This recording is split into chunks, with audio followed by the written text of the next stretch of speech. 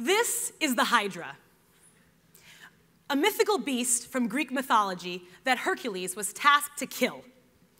At first, he approached defeating this beast just like he would any other monster. He took his sword and he cut off its head. What he didn't expect was that every time he chopped off a head, 2 more would replace it. Terrorism is our modern-day Hydra, but like Hercules, we're engaging in a head-slicing operation that's completely ineffective for facing this multi-headed beast that terrorism actually is. In the United States today, our way of thinking about terrorism is this. As we all remember, 9/11 made us feel an unprecedented sense of fear and vulnerability. It was also the catalyst for the Bush administration to declare a global war on terror, which promised to both defeat the people that had attacked us, as well as eliminate this threat of terrorism altogether. My talk today is about how this conception of terrorism as a singular entity upon which we can declare war is not only wrong, but also completely counterproductive.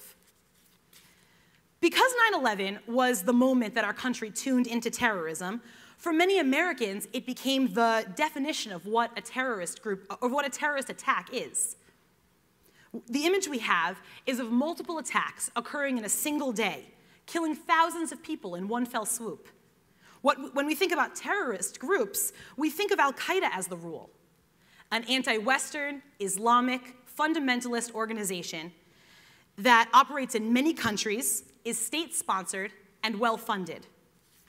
Now I'd like to stop and take a little poll. How many terrorist attacks have occurred worldwide since 1970? Everyone have a number? By a show of hands, how many of you think that it was more than 10 attacks? Show of hands. How about more than 100? More than 1,000? More than 10,000? Well, since 1970, there have been 81,799 terrorist attacks. Since 1968, there have been 647 organizations operating around the world. Pretty scary, huh? Well, the good news is that Al-Qaeda and 9/11 are exceptions and not the rule. If you go through the Department of Homeland Security's database, you'll find a wide range of terrorist groups. Of course, there are going to be profiles for groups that you've heard of, such as Al-Qaeda, Hamas, the Red Brigades, the Khmer Rouge, all of which were responsible for hundreds of deaths worldwide and immeasurable tragedy. But there are also profiles for groups that you've never heard of, such as Germany's Autonomous Decorators, a radical feminist communist organization whose claim to fame was a single attack on Germany's Ministry of the Interior building. They were protesting the imprisonment of their terrorist compatriots, and their weapon of choice? Bags of paint. As ridiculous as it sounds, in our current conception of terrorism that equates all incidents, this paint attack carries the same amount of weight as the attacks of September 11th. And guess what? The autonomous decorators are not one of a kind. 28% of the groups in my database have not killed a single person. 57% have killed less than 10 people, and only 4% have killed over 1,000 people. And I'm not talking about the number of people that these organizations have killed per attack. I'm talking about the number of people they've killed in the entire existence of their organization. Now let's switch gears for a moment and talk about the size of these organizations, because let's face it, the idea of terrorists lurking around every corner, ready to blow themselves up, is a common perception that we have of many places in the world. My research shows that the bigger a group is, the more successful it's likely to be. However, only 5% have members that are more than 1,000 people, that are more than 10,000 people, and only 19% have more than 100 members. The most surprising fact of all is that 53% of groups have less than 10 members. That means that there are more people sitting in the third row of this audience than there are in over half of the terrorist organizations that exist worldwide.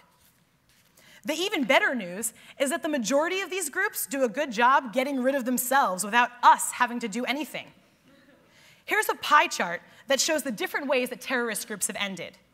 As you can see, less than a quarter of groups were defeated by police or by military.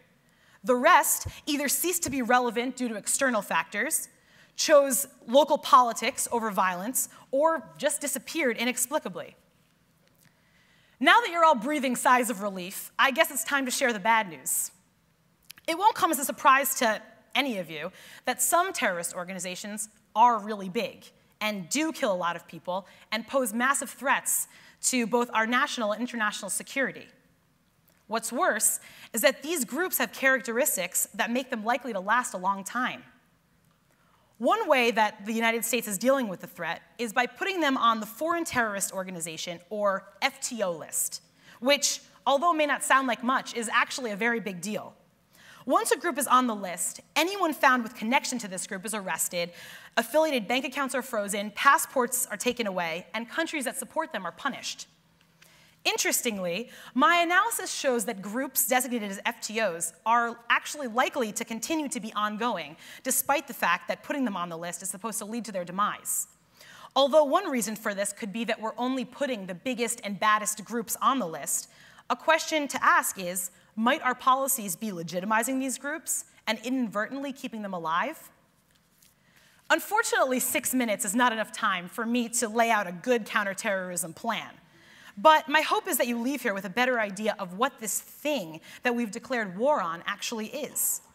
Our current way of thinking leads us to take the strategies that work to bring down small groups and extrapolate them to apply to large groups, which is completely insane. Because think about it. How is defeating a group that was made up of less than 10 paint throwers at all similar to eliminating the threat that Al-Qaeda poses to the United States? Before we can come up with a solution, we have to correctly identify what we're dealing with.